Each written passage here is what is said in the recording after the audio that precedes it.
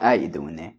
Welcome back to Babylon Talmud. Today we're starting Daf Mem Beis, Daf 42 of Masechta Shevuos. Friends, now listen up, friends.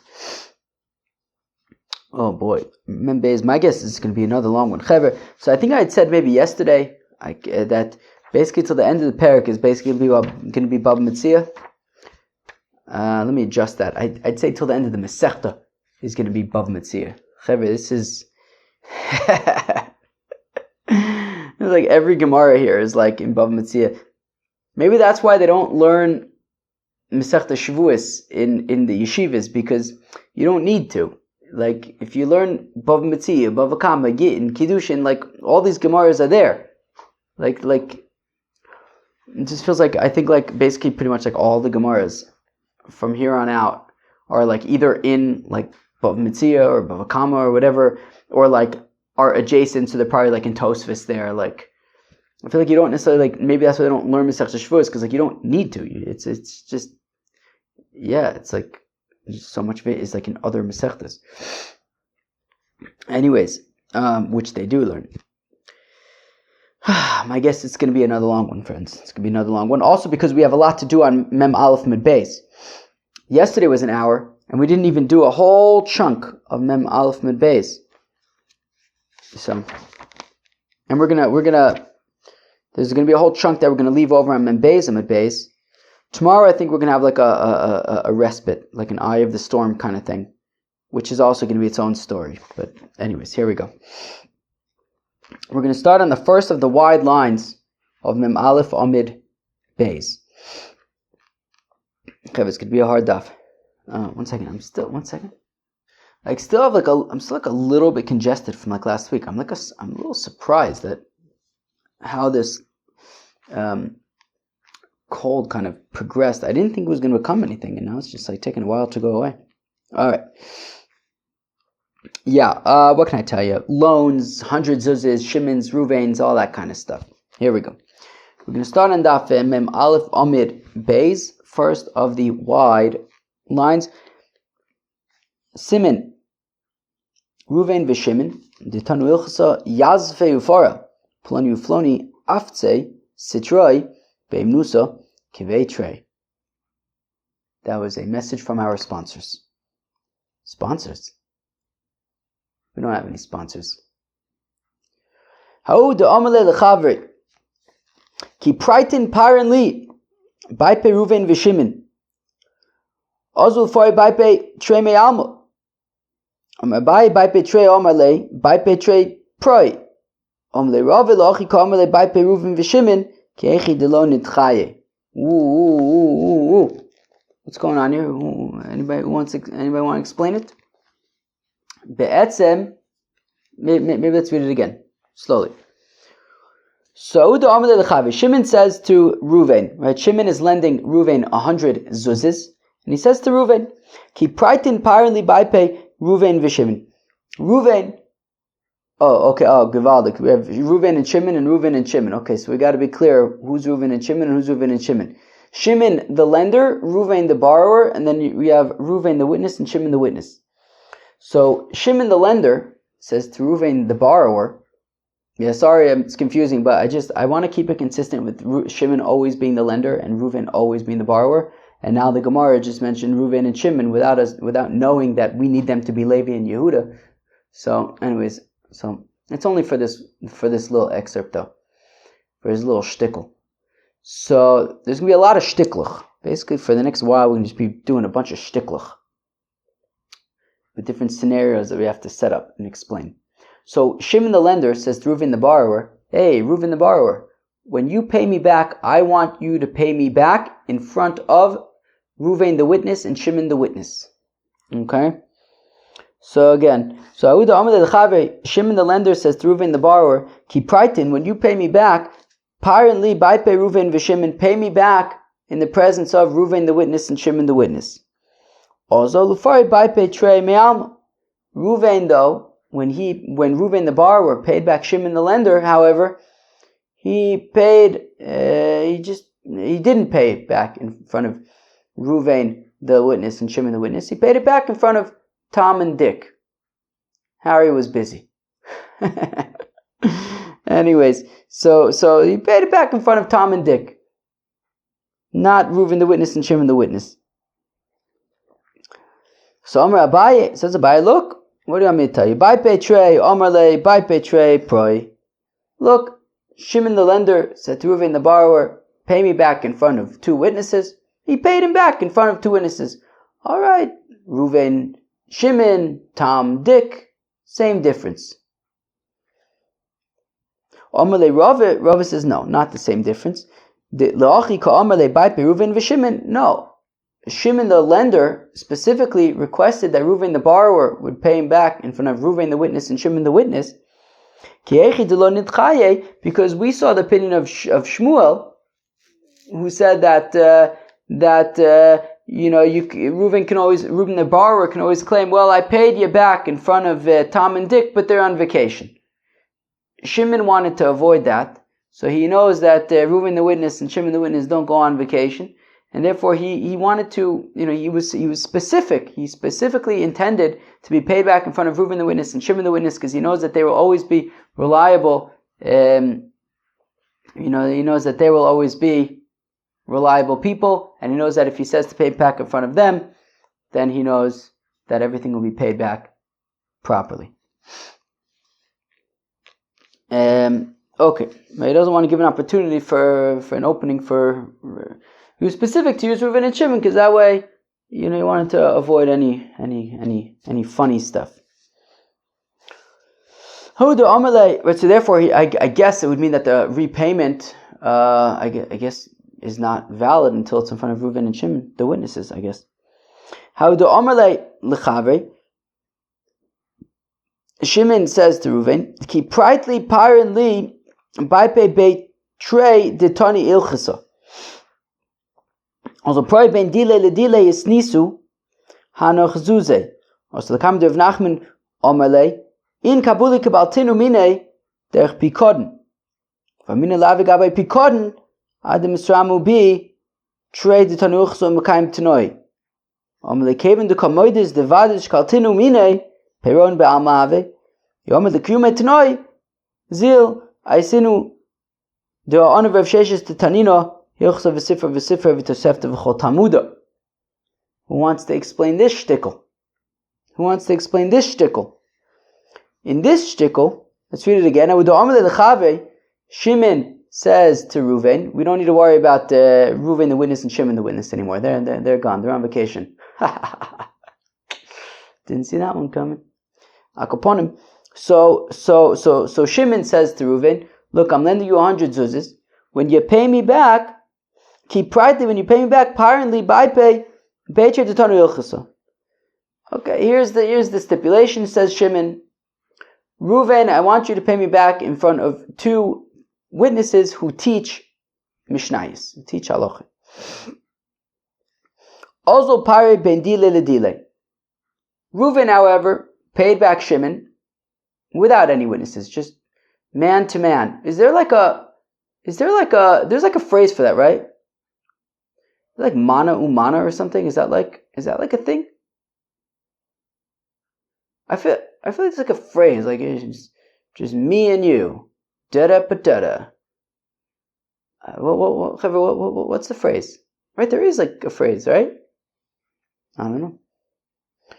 Akoponim. So Reuven just pays back Shimon directly. No witnesses, no nothing. Just the Rabbeinu Shalom. And Shimon accepts it. But then, as fate would have it, the money gets lost or stolen, or whatever it is. Now the money's gone. And Shimon's like, dag nabbit. Well, here's the thing. I told Reuven that he had to pay me back in front of 2 witnesses who teach Mishnayos. That didn't happen. He paid me back mana umana. And I don't know if that's the right phrase, but it is for now. Mana umana. That means man to man. With the Rabbanu Shalom, of course, but no other witnesses. So Shimon thinks that he's got an angle on Reuven, so that Reuven's going to have to pay him nochamo. Also, the comment of Nachman, Shimon comes to Rav Nachman Omerle, and he admits to Rav Nachman in Kabuli Kabel Tinumine yeah, sure, I admit, he did pay me back. The thing is, we had a deal that he had to pay me back davka in front of two people who know halacha, who teach halacha. He had to pay me back in front of two people who teach halacha, and he didn't. He paid me back mana umana. And therefore, argues Shimon, that while I received the money, but I only received the money as a deposit, that I was just going to safeguard the money. I'm a shomer chinam. I'm just going to safeguard this money until there are two people who teach halacha, at which point he'll, repay me in front of them, and that way the Tanai will be mekuyim. But in the interim, I was only guarding them as a shomer chinam, and I'm potter for onsin. And therefore, I'm not responsible for what happened to his money that I was watching for him, but he still needs to pay me back the 100 zuzas that he owes me from the loan. So again, where am I? Who could tell me where I am? So so also the comment of Nachman, Shimon comes to Rav Nachman, Amarle, in Kabuli Kabiltinu Mina, yes, I received the 100 zuzas from Reuven, however, derech pikorin, I only received them as a deposit. I'm just a mere watchman over them. And I figured, lehavi gaboy pikorin ad misrame beitre tanu ilchsa umekayim tnoye. I just figured I'm going to keep an eye on this money as a shomer chinam until two people who teach halacha come around. In which case I'll say, okay, Reuven, give me back. Now really give me the money as repayment in front of these Mishnah teachers. Amalei, to which Rav Nachman responds to Shimon, look, Reb Shimon, Kevon de komodis de vadai shkaltinu mine peron ma'alya have. Rav Nachman rules that, look, Shimon, you've admitted that you've received the 100 zuzes from Reuven, that Reuven repaid you 100 zuzes. Now, you're making, so you're saying, yeah, but I only received it as a pikadon. Reuven didn't know that he was giving it to you as a pikadon. Reuven thought he was paying you back. And you accepted that. There's no indication that it was a pikadon. You're now coming saying it should be a pikadon. They're from a shomer chinam. They're from potter for onsin. But, or you can have a vaveda, whatever it is. I should be potter. I should still be owed the money. He says, Rav Nachman says, look, he paid you back. You admitted that you received it. He offered the kiyume tanai. Look, if you really are bent on this tanai with the two witnesses who teach halacha, look, zilai sinu, go get 100 zuzes, or the 100 zuzes. Deha ana v'rav sheshes the tanina hilchasa visifra v'tosefta v'chul tamuda. Look, says Rav Nachman, me and Rav Sheshes are here. We know whatever you like, right? Mishnayis, Sifra, Sifrei, Tosefta, all of the Talmud, whatever you want. Shimon, you're welcome to bring the money here, and we can, Reuven can then give it back to you. But otherwise, Reuven does not need to pay you a second time. You accepted the money. You admitted that you accepted the money. The argument that, well, you only accepted it as a shomer, Reuven didn't know this when he was paying you back, and therefore it's, you said you accepted it, Reuven does not need to pay you again. Okay. Next shtickle.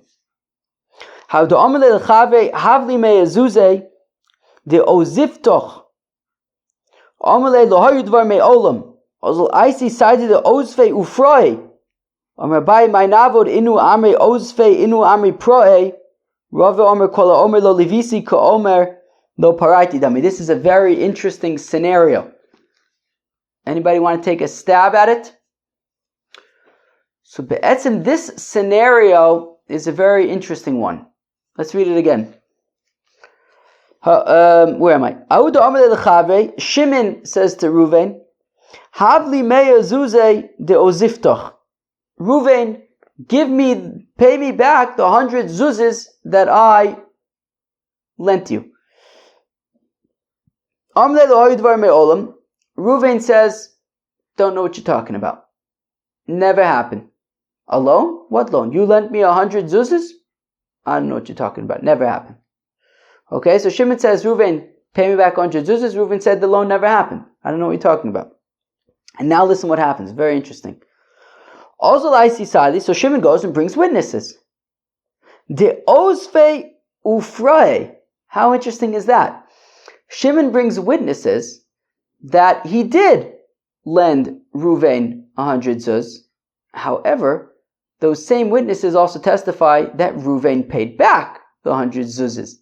How interesting is that? So Shimon says to Reuven, hey, I lent you 100 zuzes, pay me back 100 zuzes. Reuven says, the loan never happened. Shimon brings witnesses that the loan did happen, but that actually not only did the loan happen, but it was also already repaid. So it's so interesting because Reuven initially denied everything, says, I don't know what you're talking about, there was never a loan. But in the end, it actually turns out that not only was there a loan, he actually already repaid the loan. So the question now is, does Reuven owe Shimon anything? Because there are witnesses. So, on the one hand, initially he denied the loan bichlal, but then there are witnesses now that there was a loan, but also that it was paid back. So does Reuven owe Shimon anything? It's a machlokes, Abaye and Rav. Very, very interesting stuff. Abaye says, Abaye, mine abud, inu amri ozfe, inu amri proi. Look, on the one hand, it seems like Reuven is lying, and therefore he can't be trusted, right? He's saying, I don't know what this loan is. It turns out that there was a loan, but the same witnesses who are testifying that there was a loan are also testifying it was paid back. So what do you want to do? Call Reuven a shmendrik for lying? But he doesn't owe any money. The same witnesses who testified that he borrowed the money also testified he paid it back. So okay, fine. Reuven's a shtunk, but he doesn't owe any money. There are witnesses that he paid it back. Now Rav has a very, very interesting opinion, which is kol omer lo lavisi ka omer lo paraiti dami. When a person says, I never borrowed any money, so what does that mean, memele? Well, if I never borrowed it, then obviously I never returned it. So now, right, so if he says I never borrowed it, obviously I never returned it. Now there's another concept, which is called hodoas baldin kmea edim dami. That a litigant, right, when one of the litigants admits, right, the own admission of the litigant is like 100 witnesses, right? It's basically, if he admits it, then, all over. He can have his defense attorney trying to, convince the court that he didn't do it. Once he admits that he did it, it's kameya edim dami. It's as if there are 100 witnesses testifying that he did it. So now, therefore, that plays an interesting role here. Because, so what happened? Shimon says to Reuven, you owe me 100 zuzes. Reuven says, I never took out a loan from you. Shimon brings witnesses who said, yes, you did take out a loan. So now it's 2 against 1, right? Reuven denied ever having taken out a loan. Shimon brought witnesses that Reuven did take out a loan from him for 100 zuzes. So now there are witnesses that Reuven borrowed 100 zuzes from Shimon. So now he's chayav to pay back Shimon 100 zuzes. Now, here's the thing.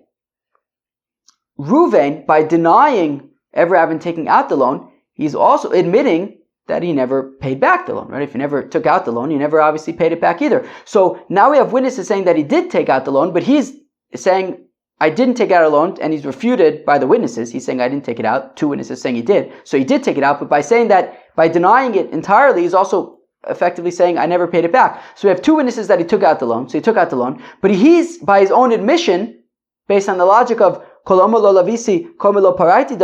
by his own admission saying, I never paid it back. So even though Shimon brought 2 witnesses that are saying, A, that he took out the loan, but also they're testifying that he paid it back, but he's himself admitting, I didn't pay it back. So you have witnesses saying he did pay it back. He himself is admitting that he didn't pay it back.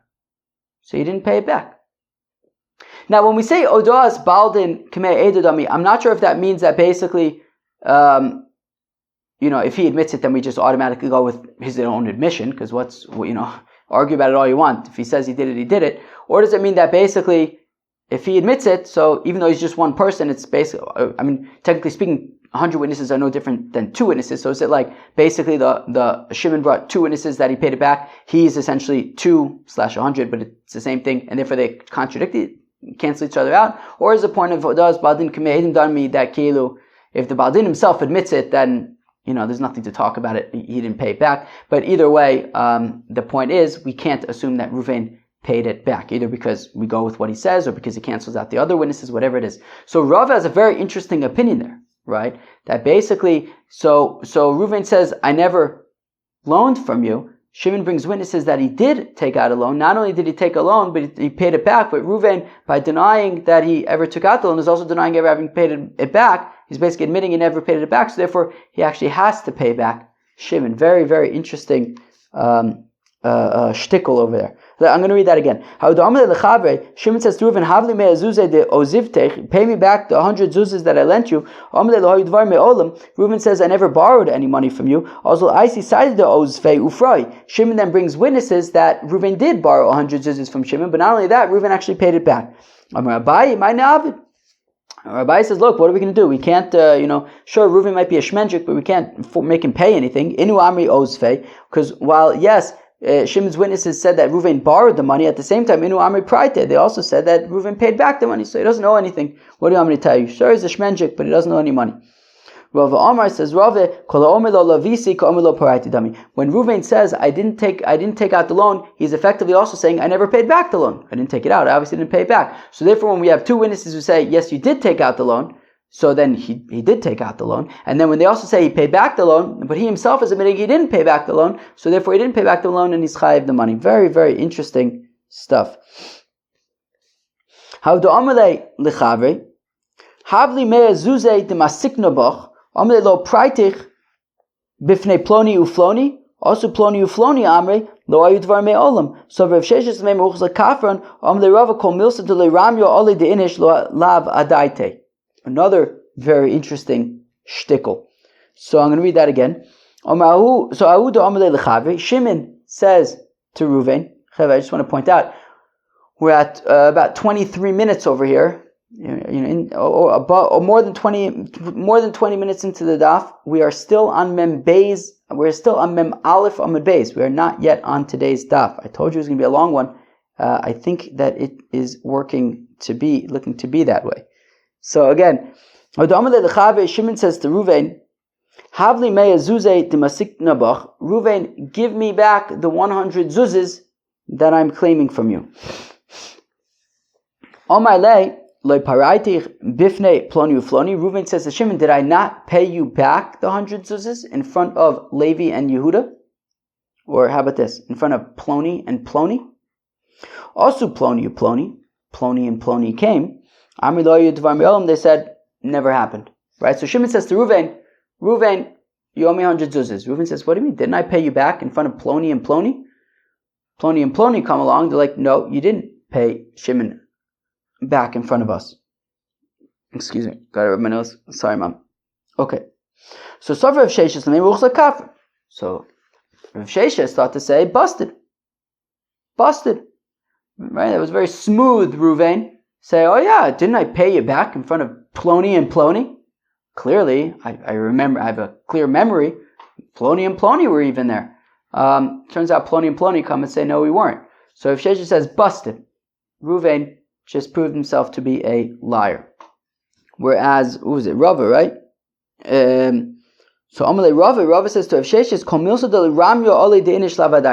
things that people don't think about, they don't realize, right? We had that the other day, right? When somebody says, what was it? Like, I lent you money in Achlot. He says, what do you mean? I was never in Achlot. What do you mean? 2 witnesses come and say, we saw you peeing outside Sroli's house, right? Anyways, we say, oh yeah, people don't really remember that kind of stuff. So here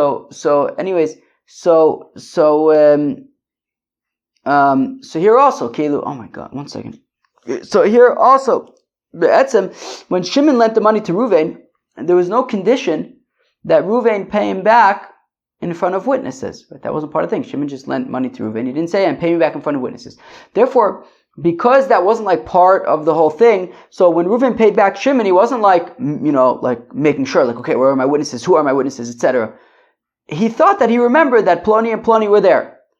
Turns out they weren't. But because it wasn't like something that was like baked into the deal, it wasn't something that he like had to be sure about, that's why he made a mistake about it, but we're not going to hold it against him, argues Rava. Okay, now finally moving on to today's daf. Now, oh my god, I don't know why my nose is bothering me so much right now. Akoponim. How do Amale lechavre havli shismei zuze de masikna boch. Amale v'loi praitich mea kabe afze de kaime b'shisa shisa. Okay, we're finally on today's daf. Amale lav ba'arbo havu kaime. Azu trei saide v'amru in ba'arbo havu kaime. Amurove huchza kafran amram b'chama ha'omart kol milsa deloi ramyo ole de inish lavadaite amale rove katsoisa desara midkar d'chirei inche. Okay, let's read it again. So the amale lechavre. So Shimon says to Reuven, Havli shismei zuze de masikna bach. So we're up in the ante over here. Shimon says to Reuven, you owe me 600 zuzes. Ooh, a lot of zuzes. Omarle. Reuven says to Shimon, V'loi praitich me'akabe afze t'kaim b'shisa shisa.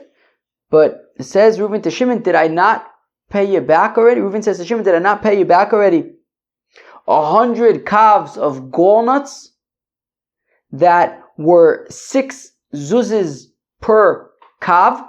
6 zuzes per kav. I gave you 100 kavs, that's 600 zuzes. So did I not already pay you back 600 zuzes in the form of walnuts? 100 kavs of walnuts? Omarle, la barbo havukaime. To which Shimon responds to Reuven, wait, were the walnuts not 4 zuzes per kav? So therefore, 100 times 4 is 400 zuzes, and therefore there's an outstanding balance of 200 zuzes. Also, Trey Saide, not only that, but Shimon brings 2 witnesses, when they said, yep, you're right, Shimon. At the time, walnuts were 4 zuzes per kav, and therefore the 100 kavs were only a total of 400 zuzes. So on my Rave, so says Rave, where am I? So Asu Saidi v'amru in barbo avukaime. On my Rave says Rave huchzak kafan. Rave says busted. Reuven's a liar. He said that he paid Shimon back 600 zuzes in the form of 100 kavs of walnuts. Busted. Witnesses corroborated Shimon's version, which is that the 100 kavs were a total of 400 zuzes. Omar Rami Bar Chama says, wait, but Omar kol milsa deloi ramyo ole deinish lav adaite?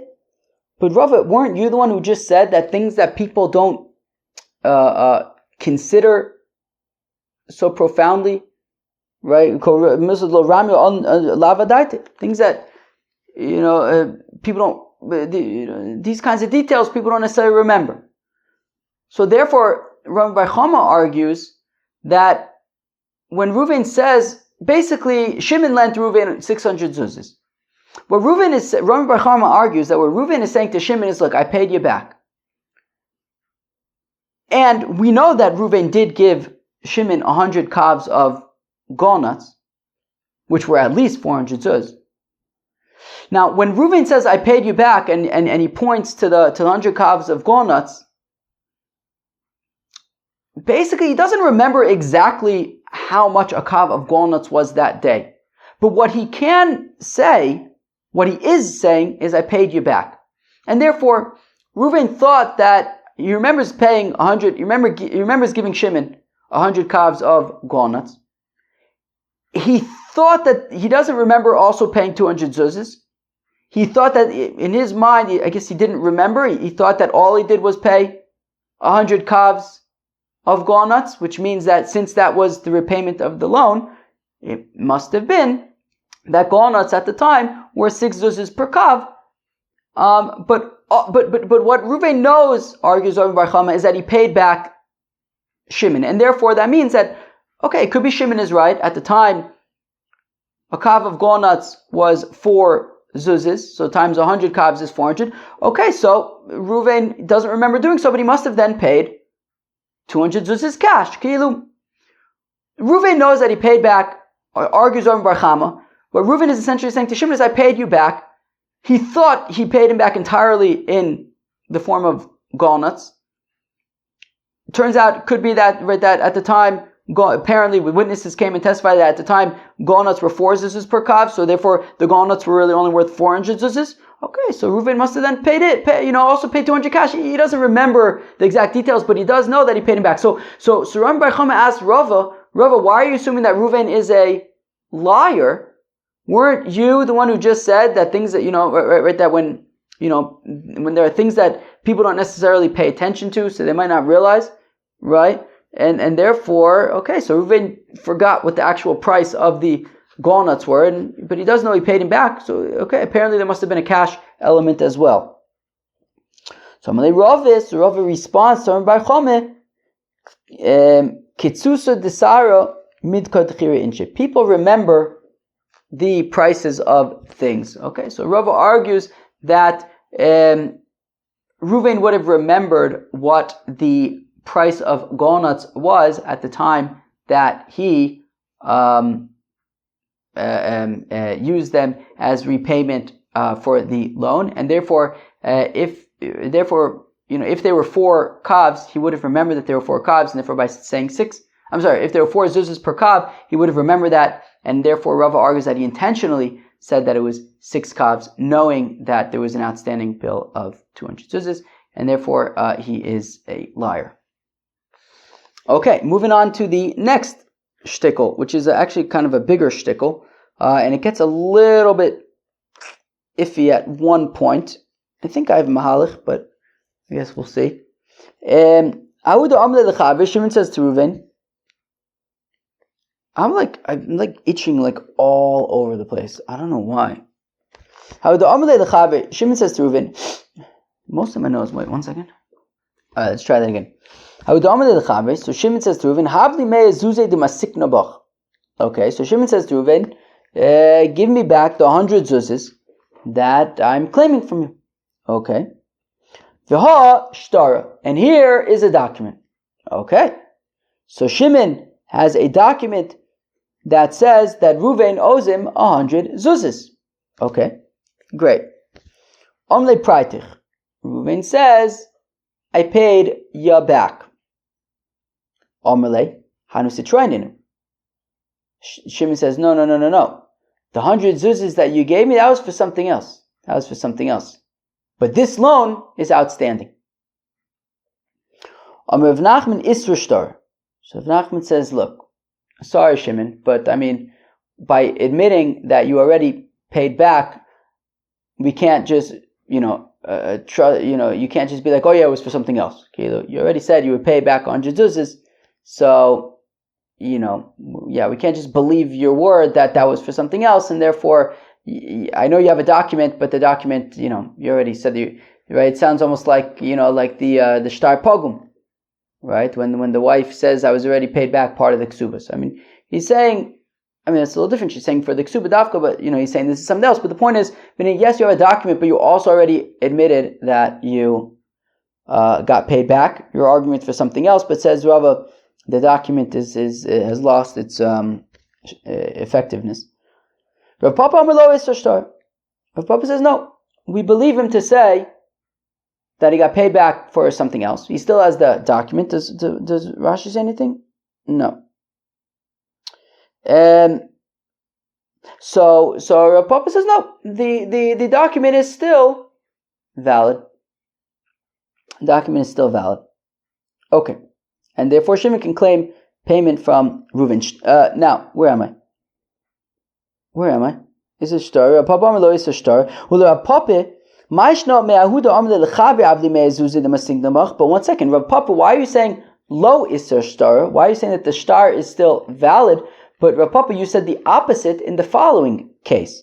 Rav Papa, why is this case any different?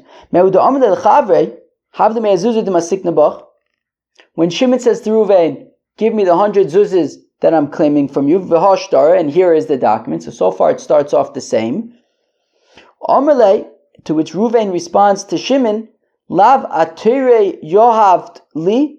One second, Shimon, aren't you talking about the 100 zuzes that you gave me to go buy some oxen, and we were going to slaughter them and sell the meat and split the profits?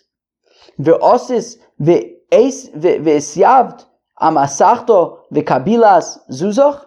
And Shimon, you then went, after I went, so Reuven says, I purchased oxen and slaughtered them, and then we went to you then went to the market. You mamish sat there next to the butcher at the market and made sure to collect the money that you expected. So therefore, Shimon is coming with a document to Reuven and saying, Reuven, you owe me 100 zuzas. Reuven's like, wait, that 100 zuzas, that was for the oxen, for the meat, and you went to the market and stayed at the butcher basta until you got the money to receive the money that you were expecting from sales. So like you've got the money that this loan has been repaid. To which Shimon responds, Hanu sitroy ninu. No, that was something else. And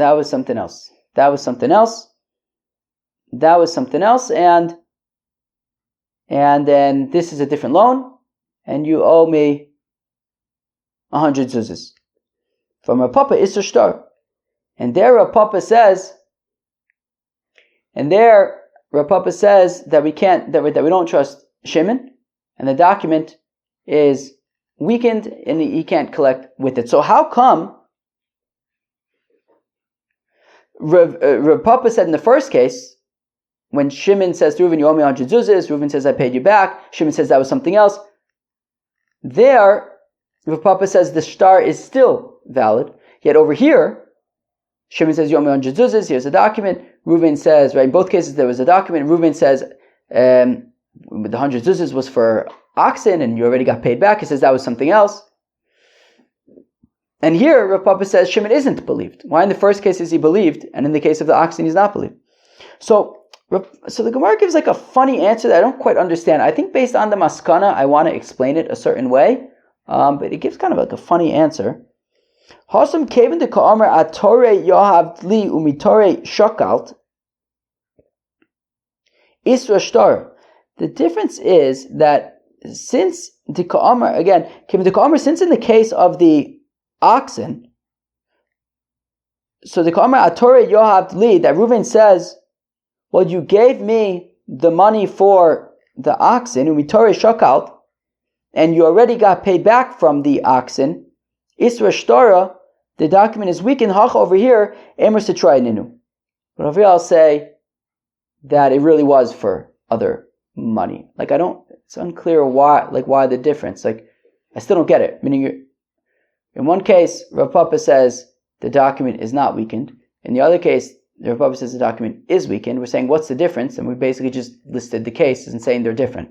Yeah, but why are they different? I don't know. It's like not clear to me why they're different. But let's go weiter for another minute, and then I'll try to like tie it back in to maybe explain it. Maybe I'm just missing something. But anyways, my vela. But how do we paskin? Rav Papa Amar lo isur shtar. So I imagine this is going back to the initial case of Shimon says, Reuven, you owe me 100 zuzas, and he has a document. And Reuven says, I paid you back 100 zuzas. Shimon says, that was for something else. You still owe me 100 zuzas for this document. Shimon says that, right? So Rav Papa Amar lo isur shtar. So Papi says like Rav Papa, that lo isur shtar, the document is still valid. Rav Sheshes brother of Idi Amar isur shtar. Whereas Rav Sheshes brother of Idi says the document is weakened, like Rav Nachman had said. The Hilchos of the halacha is isra shtar, that the document is weakened. However, Vanemile de proi baipe saide. If Reuven paid back Shimon in front of witnesses, so then the document is weakened Where am I? Velo idkor leishtara, and Reuven just forgot to recollect the document. But if Reuven paid back Shimon directly, migo de yochel lomar lemeimar lohayu dvar ma'olim, since Shimon can push it, deny the whole thing, he could just say that we could believe him to say that they are for something else. Meaning, so going back to our case, right, essentially what we're saying is the halacha is the following. That going back to our initial case that we mentioned, which is that Shimon says to Reuven, you owe me 100 zuzas, and here's the document. Reuven says, I already paid you back 100 zuzas. Shimon says that was for something else. The question is, do we believe him that the repayment was for something else and this document he can collect with, or do we say the document is basically useless now? So we say it depends. If when Reuven paid Shimon the 100 zuzas, it was in front of witnesses, well, since Reuven paid back Shimon in front of witnesses, Shimon was forced to admit that he was paid back. He couldn't deny it, there are witnesses, so Shimon had to admit that he was paid back, and he says, yeah, but that was for something else. We don't believe him, and the shtar is useless. However, if Reuven paid back Shimon not in front of witnesses, there were no witnesses, it was just mana umana, which in Bablu means just between them and of course the Rabbanu Shalom. Well, in that case, Shimon, if he was lying, he could have just denied ever receiving the payment. If he was being dishonest and he just wanted to collect 100 zuzas, he could have just denied ever having been paid back at all. And therefore, the fact that he admitted, yes, I received it, but it was for something else, migo that he could have just denied the whole thing if he wanted to lie. So we trust him to say that, well, you did pay me back, but that was for something else.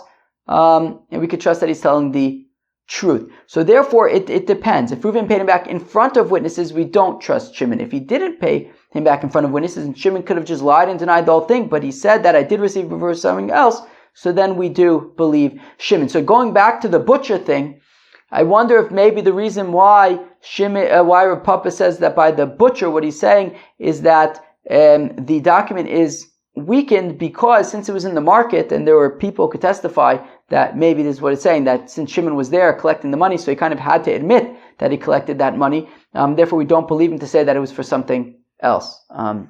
But where it was just between Reuven and Shimon directly, and Shimon could have denied the whole thing, that's where Rav Papa says, Lo is Soshtara, that the document is still valid, because if he was lying, he could have denied the whole shebang. Okay. And apparently it's like some story with Avimi Bred Rababo, which apparently we learned in Ksubis. Okay. Gewaldig. Where are we? Zoe. Okay, where are we? Okay, fine. Now, where are we? Alright. Okay. Schneckis. Okay, let's go weiter. We'll see if we run out of time on the video. Oof. Okay, here we go. How the Omerle Lechavre, Shimon says to Reuven, Mehem Nasli, no, fakert. Reuven says to Shimon, Mehem Nasli, Kol Emas de Omart Li, Lo Paraino, also Proi by Pesaide Abai Verovadam Tavayu or Emne, Maskeflora Popani de Emne Tfe Minafshe, Tfe Misaide Mi Mehemne. So this scenario is talking about where Shimon is lending Reuven 100 zuzes. And at the time of the loan, Reuven says to Shimon, listen, Shimon, whenever you pay me back, no, not that, no, Reuven's barn, no. Reuven says to Shimon, if ever you claim that I need to pay you back, you will be believed. That at any time you come and say, Reuven, you owe me 100 zuzas, I'll have to pay you back 100 zuzas. Now, Reuven, at the time of repayment, pays back Shimon in front of witnesses. So now there are witnesses that Reuven paid back Shimon. Now the thing is, Reuven told Shimon, whenever you want, you can claim that I need to pay you 100 zuzes. So on the one hand, Reuven said that Shimon could say whenever he wants that he needs to get paid back and he'll be believed. On the other hand, there are witnesses who can testify that Reuven already paid him back. So can Shimon still make the claim that it needs to be repaid back?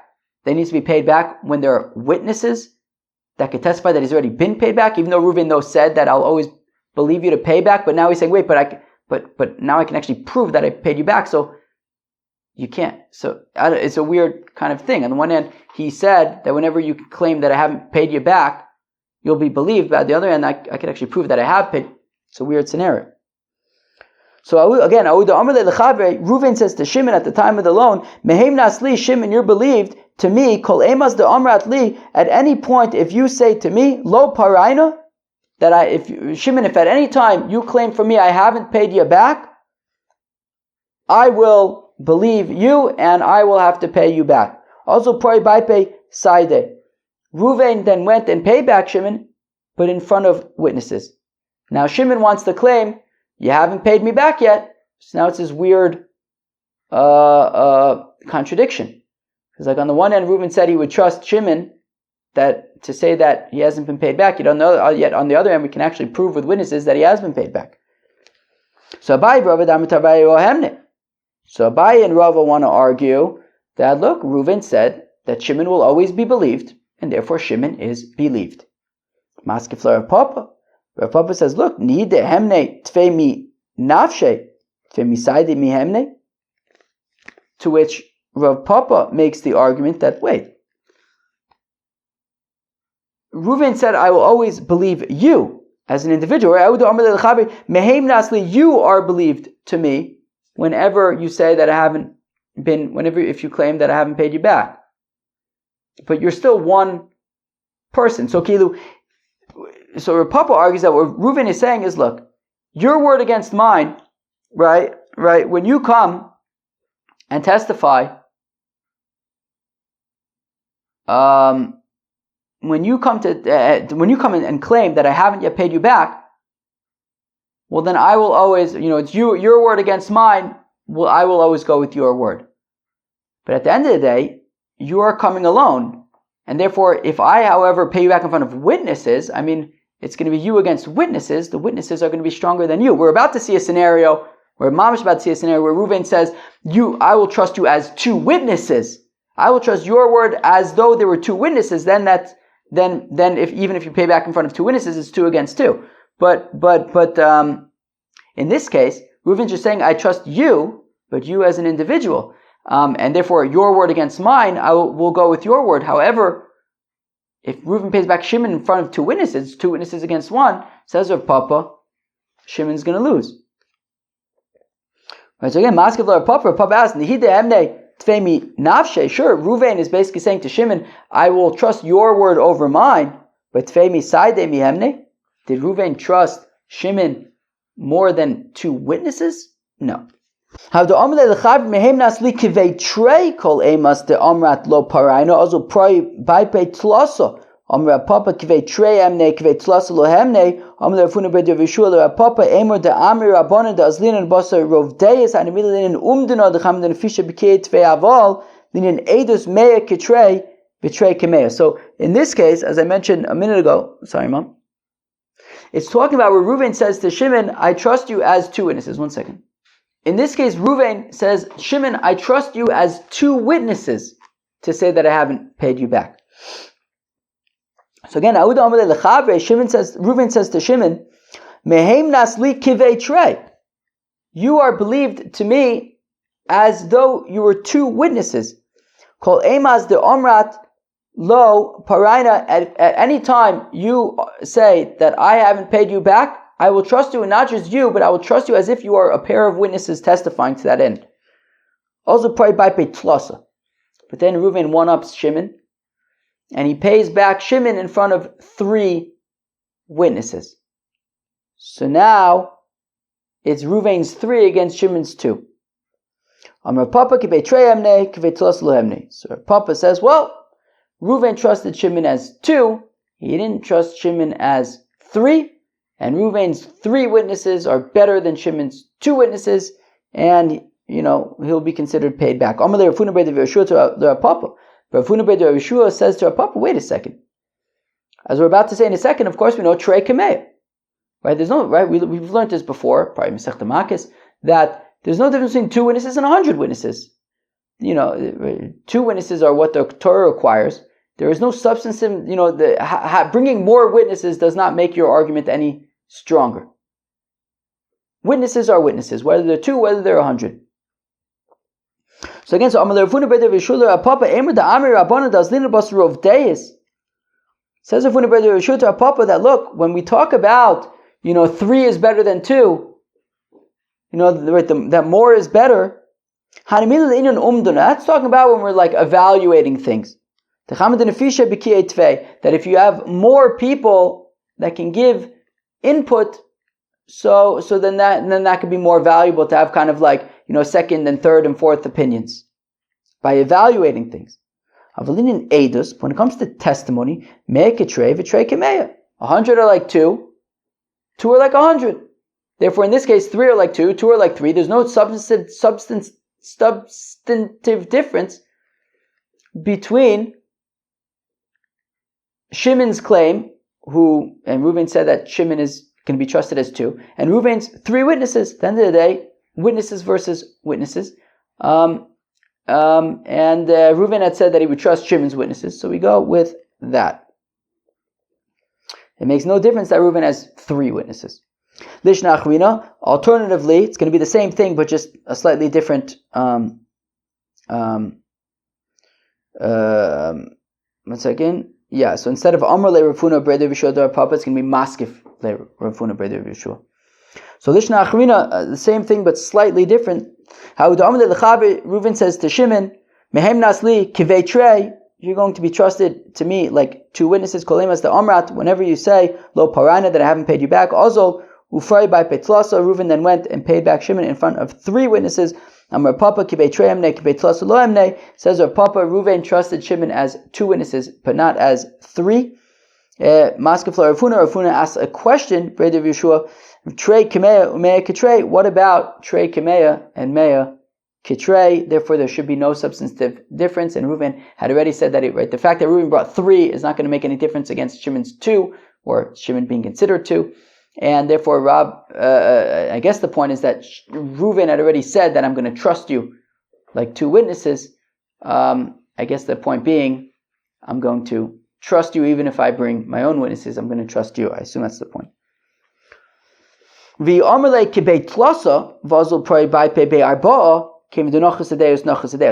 milichatchila Reuven had said to Shimon, I will always trust you as 3 witnesses to claim that I haven't paid you back. Well then already, why is Reuven talking about 3? I mean, there's no substantive difference between 2 and 3. Why is he saying 3? So clearly Reuven is getting into the numbers thing already. And in that case, if Reuven brings 4 witnesses, well then 4 will be better than 3 because he's already introducing the whole numbers thing. If it was just about testimony, he would have stuck to 2. The fact that he's saying 3, it's like, well, your 3 versus my 4 is better than 3. Anyways, okay. So now we are done with this shtiklach section. It took us about, how long just to get through the shtiklach? About 50 minutes? I think we're about 50 minutes in. Maybe even more. And we're like not even done with Amud Aleph. Masechta Shevuos, the second half of Masechta Shevuos has been legit. I mean, of the last, I wonder if from the time that we got to Daf Chaf of Masechta Shevuos, what percentage of dafs have been 50 minutes or up? What daf is this? This is Mem Aleph. If we just look at the last, wow, I'm at 57 minutes. If we just look from daf, I think it's like daf Chaf or something. Let's just look from daf Chaf. So it's like 20 dafs, right? The last one we have is 41 there. How many since daf Chaf have been 50 minutes or up?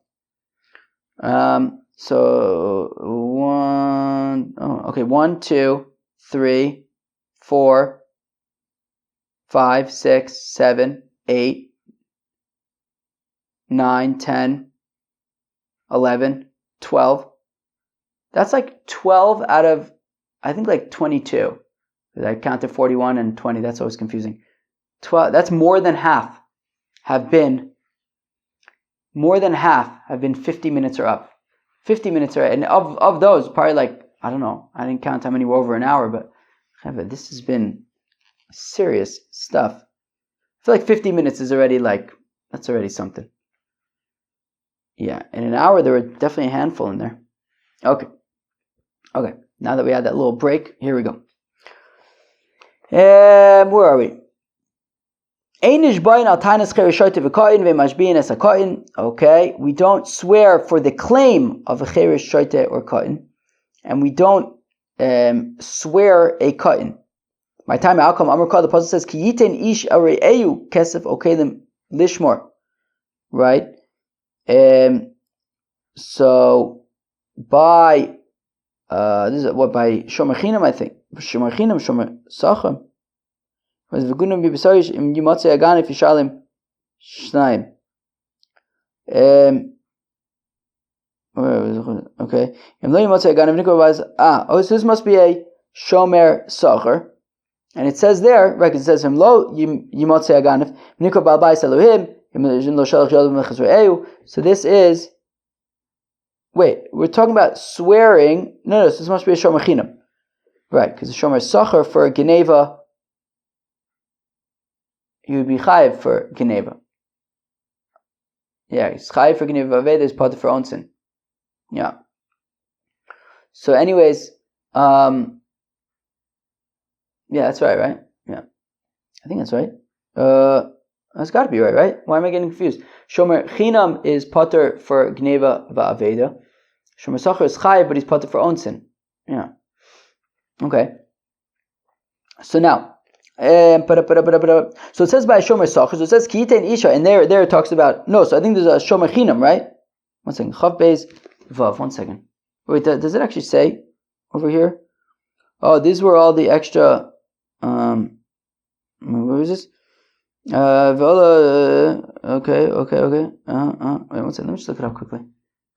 Okay, so we are here in Parshas Mishpatim. Oh yeah, that for sure is Shomer Chinam. But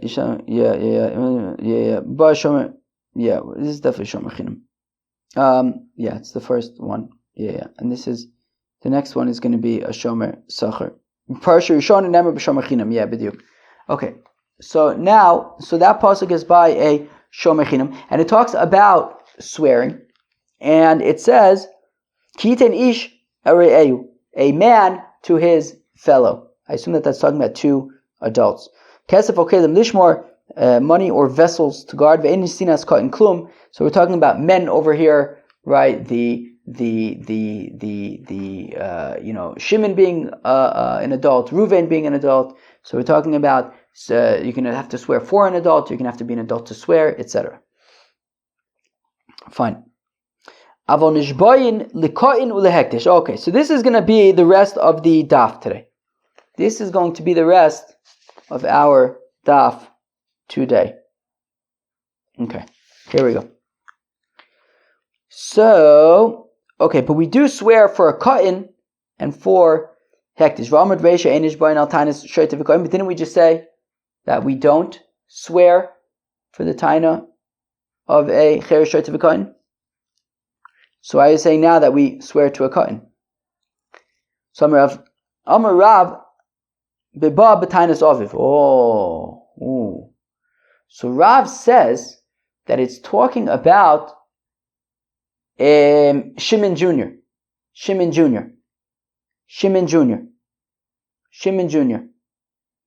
That's Shimon Jr.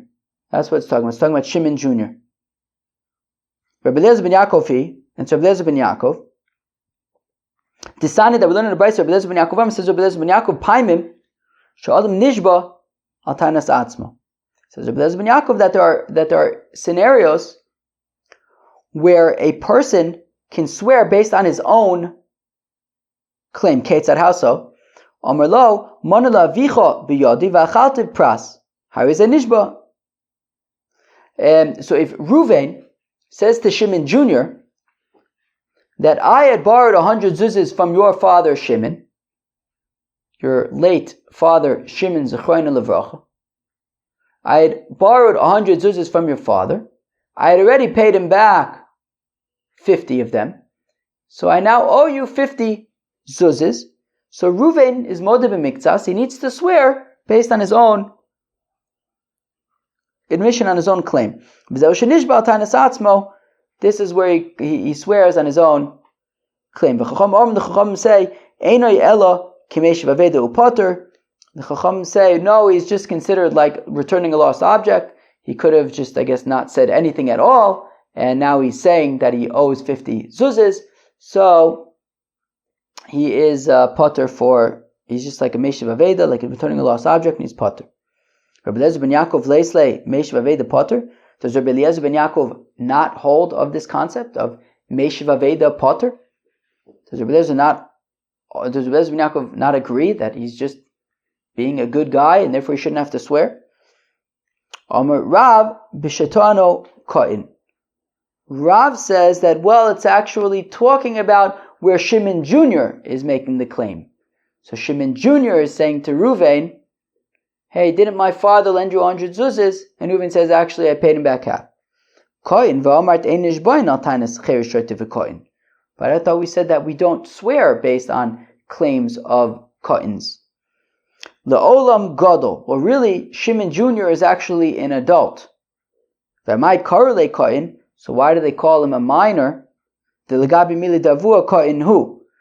because with regard to his father's business dealings, he's a minor. He doesn't know that much about it. But actually, Shimon Jr. is an adult.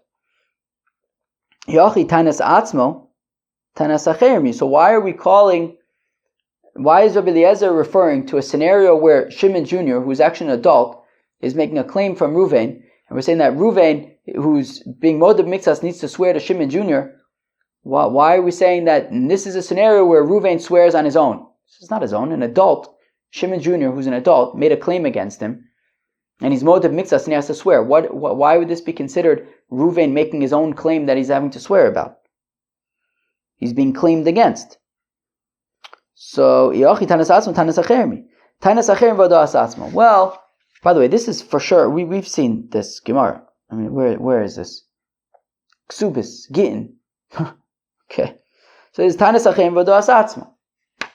So, yeah. So what does it mean, Tanas Atzma? It means, well, somebody else is making the claim, Shimon Jr. is making the claim, but he's the one admitting the 50%. But Kulunami, Tanas Achem V'Doas Atzma didn't put. Says the Gemara, that's a strange answer. I mean, literally every case of a claim is somebody else making the claim. Every single scenario of modeh b'miktsas is Shimon makes a claim, Reuven admits half. What makes this any different? That this is tainas atzmo. That this is right. What is it? Right. Paimim she'adam nishbal tainas atzmo. How so? In this case, this is a case of tainas atzmo. This is what makes this then any different than any other case. Rather, what they're arguing about is Rabba's famous svare from the Kuf Zayin of Masechta Bava Kama by modeh b'miktsas atayno, and what's the psychology of why we say modeh b'miktsas atayno yishova.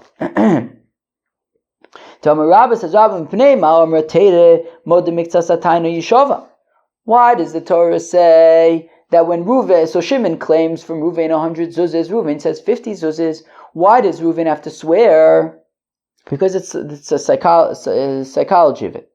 Because chazaka in adamei is pano b'fnei bal chova, because we have a chazaka that a borrower is not going to be so chutzpahdik as to lie in front of somebody who lent him money. And v'hai b'chulei b'ay delichbrei. Now the thing is, Reuven is struggling to pay back Shimon, and really he wants to deny everything, but he's also not a chutzpahdik. That would be really chutzpahdik. The reason why he's not denying everything is mishum de'enumei is panav b'fnei bal chavu. He's not going to be so chutzpahdik in front of somebody who helped him out when he needed it, in terms of somebody who lent him money. Where am I? So therefore, really, Reuven wants to deny everything because he doesn't have the money, to pay back Shimon, but he's not going to deny everything because that would be very chutzpah. Now, look, I'll tell you in truth, really, Ruvain would want to just say, yeah, I owe Shimon 100 zuzas, and here they are. But the reason why he doesn't say is because he doesn't have the money. He's trying to just buy time and kind of, slip out of it, evade it for the time being. So for Adahavid Zuzay Faraina, and then he says, look, when I get money, I'll pay it back. I'll pay him back. So therefore, Ruvain is basically in a bind. On the one hand, he wants to pay back Shimon. He just doesn't have the money. And therefore, on the one hand, he wants to, in theory, say, I don't owe anything. That way he doesn't have to, pay back anything, but he doesn't have the heart to do that. At the same time, what he really ideally would want to say, yeah, I do owe you the money. Here it is. But he doesn't have the money. So he kind of figures, okay, I'll meet him halfway. I'll say, look, I owe half the money. Now, therefore, the Torah is thinking, wait, this looks like Reuven might just be not being honest here because he's trying to buy time. We need people to be honest, and therefore, Reuven, if you're going to be making a claim in court of 50, which is a little bit of a suspicious number because it's less than what Shimon's claiming, swear about it so we know that you're really telling the truth and not just making a false claim in order to buy time. The Torah says, Rami Shevuos Ale Ilave Kechi Delodu that Reuven needs to swear so that if the fact of the matter is that he really does owe Shimon 100 zuzes, hopefully instead of swearing, he will just admit that is the case, that he owes the 100 zuzes. So therefore, the whole concept of Rabbah is that a person will not have the chutzpah to lie in front of, to completely deny a loan in front of somebody who loaned him. So now Rabbi Eliezer ben Yaakov Savar, Lo shna bo, Lo shna bivno, Eino meiz. Therefore, Rabbi Eliezer ben Yaakov says, what does Rashi say? So I'm just going to read the second Rashi on the Amud. The machlokas here between Rabbi Eliezer ben Yaakov and the Chacham is about Rabbah. So it's talking about where Shimon Jr. is a kohen. And because the time of a kohen generally is irrelevant, so therefore we consider it to be Reuven's tainus, since the claim of Shimon Jr. is generally not considered a real tainus, so it's considered tainus atzmo. So it's talking about when Shimon Jr. is making a claim from Reuven for 100 zuzes. But it is considered a valid giving because Shimon Jr. is coming on account of his father who lent the loan to Reuven. So even though Shimon Jr. is a kohen, he's claiming a loan that his father, who was an adult, made against Reuven.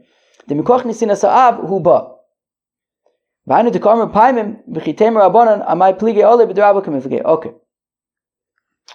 So now the question is, now Reuven says, I paid you back half. And the question is, does this svara of Rabbah apply also to the children, right? So this idea of Modeh b'miktsas and Reuven, saying, well, I don't want to deny everything, I'll just deny half, but we don't really trust Reuven.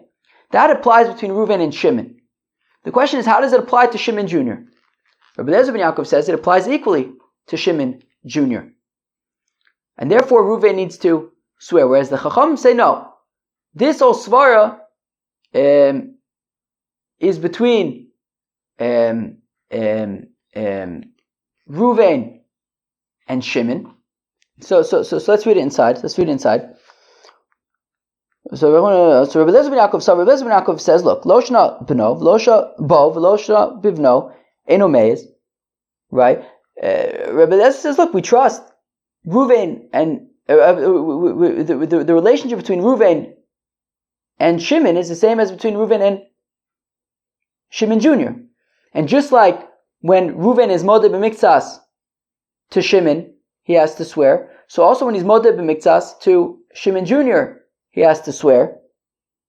He's not considered like he is returning a lost object. It's not like he's doing a shavas aveda, and he's literally just being modeh b'miktsas. And if he's Modeh Miktsas, he has to swear to Shimon Jr. But V'Rabbanan Saveh b'fanav hu deinu meiz, aval b'fnei b'no meiz. But the Chachamim say that this psychology applies between Reuven and Shimon, but not between Reuven and Shimon Jr. And therefore, to Shimon Jr., he'll simply just say, I don't know what you're talking about. And and the fact that he doesn't just completely deny it, so we say, well, he could have just completely denied it, but he didn't, so therefore it's Kameshiv Aveda. Therefore it's Kameshiv Aveda, and therefore he is Potter. It's like he's just returning a lost object, he doesn't have to swear about that. So now, the interesting thing is, so now what just happened? So as the Gemara is about to ask, earlier in the Mishnah, what did the Mishnah say earlier? The Mishnah had said earlier, Mane le'aba biyodcha, eincha biyadi ela nun dinar. If Shimon says to Reuven, or let's say Shimon Jr. says to Reuven, my father lent you 100 zuzis, Reuven says only 50. Potter m'pneishu k'meshiv aveda. So Reuven is Potter because he's meshiv aveda. Yet over here, when we're talking about likatan, Rav is saying it's talking about where Shimon Jr. is making the same claim, and we're saying that it's like Rabbi Eliezer ben Yaakov, and therefore he's chayiv to swear. But earlier in the Mishnah, we just said Potter because he's k'meshiv aveda like the Chachamim. So what's going on? So where am I? So mimatzis mukmas la Rabbi Eliezer ben Yaakov. But can we really say that Likotin is talking about where Reuven is Modeh Miktsas to Shimon Jr. and we're saying that he needs to swear? Akatani Reisha, but we already had this scenario earlier in the Mishnah. Mana la'aba biyadcha, Shimon Jr. says to Reuven, my father had lent you 100 zuzis. Ein lecha biyadeh lechamishim dinar, and Reuven says, I only have 50 zuzis for you. Potter. Reuven is Potter, Meshiv Avedu. Because Reuven is just returning a lost object. So how could we be saying there like the Chachamim, and then later on we say Likatan means the same exact scenario, but we're passing like Rabbi Eliezer ben Yaakov. So Hasam Dilo Amar Barili, Hachad Amar Barili. Very interesting. In the other scenario, earlier in the Mishnah, where we say Patuk is Meshiv Aveda, it's because Shimon Jr. did not say, I know 1,000% that my father lent you 100 zuzis. In the earlier example, it was Efsher. B'derech Efsher, Shimon says, I think maybe Shimon Jr. says, I think maybe my father had lent you 100 zuzis, and there Reuven could have just denied it, but he says, no, I owe you 50 zuzis, therefore it's Kameshiv Aveda. However, in the Seifa, it's talking about where Shimon Jr. says, I know that my father lent you 100 zuzis, and therefore, in that case, if Reuven is Modeh Miktsas, he would have to swear.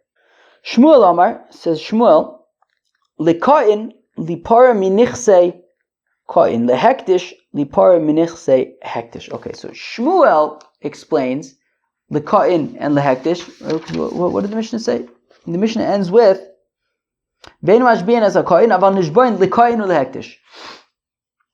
So Shmuel explains that what lekain means. How much battery do I have left on my? I'm just like, okay, I should be able to make it. Shmuel says that what lekain means is to collect from nichse kain, essentially from the Yisomim. So meaning, if Shimon shows, so we're talking about Reuven Jr. here. So Shimon shows up to Reuven Jr. and says, I'm sorry that your father passed away. I had lent your father 100 zuzis, and I would like to collect from Nechasim Mishubadim. So for that, Shimon would have to swear in order to collect from a cotton, from Reuven Jr. And Hektish is talking about to collect from Hektish. So, for example, if Shimon lent 100 zuzis to Reuven, and Reuven's property is Meshubad to the loan, and then Reuven was Makdish everything that he has. Now Shimon wants to collect the is 100 zuzas from the property, but the property was given to the Beit HaKavayis. So if Shimon wants to collect, he's going to have to swear that he's in fact owed the money. Now, so again, Shmuel Amar says, Shmuel, l'koyin lipar minichsei koyin. Shmuel says when we're talking about a koyin, we're talking about if somebody wants to make a claim against, if Shimon wants to make a claim against Reuven Jr., okay, from Reuven Jr., lehektish lipar minichsei hektish, and lehektish if Shimon wants to collect from hektish. L'koyin lipar minichsei koyin tanina, but we already learned in a Mishnah minichsei yisomim lo yipar ela b'shvuah, that if Shimon wants to collect from Reuven Jr., he's going to have to swear. So we already know that from a Mishnah. Taitul Amali, why do I know this twice? Why do I need this twice? Hakamashman is teaching us kedabai kshisha, like a bayik shisha, the Tanya bayik shisha, yisomin sha'amru, gidolim vein tzarich lo mekatanim. That says about kshisha that when we're talking about orphans, we're even talking about adults and certainly minor orphans. Ben the shvuah, ben the ziboris, whether we're talking about swearing, right, that to collect, Shimon's going to have to swear, or the fact that he can only collect from ziboris, from the worst lands. Normally, I think a Baal Chov collects from Benoni, but here you would only collect from ziboris, from the worst lands, and that applies both to adults and minors. And we have one Mishnah talking about for adults and one Mishnah for minors. The hektish, when we're talking about hektish, lipara minichse hektish, for Shimon to be paid back from hektish, right? He comes to collect from Reuven. Reuven was makdish all his stuff to the Beis Hamikdash to collect it from the Beit HaKavayis. He would have to swear that he's in fact owed it. Tanina, we already know this from a Mishnah Menachashim Subadim lo yiparu ela b'shvuah. So this is talking about this where from the Mishnah. There's a Mishnah on Daf Memhei. It's also in Ksubis. That I think this is talking about that if a woman wants to collect her ksuba from Nechasim Mishubadim, she would have to swear. So Uma li Mishubadim lehejet, Uma li Mishubadim gavoa. What's the difference if the property is Mishubad to just regular people, or if it's Mishubad to the Beis Hamikdash? If she would have to swear to collect from property that's Mishubad to people, certainly somebody wants to collect from property that is given to the Beis Hamikdash, certainly you would have to swear. It's no, I do need this because Sakadatech Amina, I may have thought Hedget who told them also Kinunya al Hedget.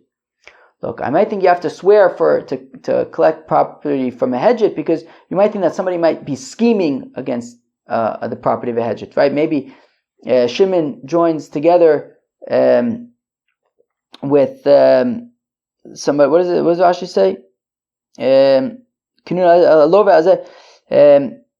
So Lova makes a Eitza Ramusa Olav V'Omer Ani Chayev Lozek D'Sheichov Akarka Mimenu V'Yachal Ramusa. Right? Basically, you can have a scheme where like Reuven and Shimon are in it together. That basically Reuven says, "Oh yeah, I owe Shimon this money." Shimon then goes collects the property, and then they split it. So maybe by just regular property, you might make some kind of a scheme. Aval hektish, the ein adam osa kinunya al hektish, kamash malon. But I might think that people don't make schemes on hektish, therefore why should you have to swear? So no, you do have to swear because people would make schemes even with hektish. But is that really true that people scheme with hektish? V'amar Rav Huna said, Shchiv mira, shehiktish konachosav. A Shchiv mira who is makdish all of his stuff.